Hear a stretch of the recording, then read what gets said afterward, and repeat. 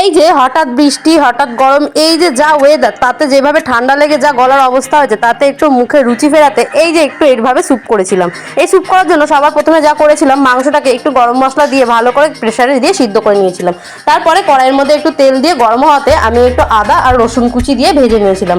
তারপরে কিন্তু আমি অল্প একটু কুচি করা পেঁয়াজ দিয়ে এটাকে ভেজেছিলাম। তারপরে যা ভাজার পরে আমি বিনস, ক্যাপসিকাম আর গাজর দিয়ে ভালো করে এটাকে ভেজে নিয়েছিলাম। আর হ্যাঁ, এমনভাবে ভাজবে যাতে কিন্তু রংটা যাতে চেঞ্জ না হয়। তারপরে যে মাংস কুচিগুলো করেছিলাম, সেই মাংসটা দিয়ে ওই স্টকটা দিয়ে ভালো করে কিন্তু নাড়িয়ে নিয়েছিলাম। তারপরে তার মধ্যে একে একে সব দিয়েছিলাম, যেমন গোলমরিচ গুঁড়ো দিয়েছিলাম, তারপরে একটু লেবুর রস, ভিনিগার, সোয়া সস, এরপর কিছুটা মাশরুম দিয়েছিলাম। এটা অপশনাল, তোমরা দিতেও পারো নাও পারো।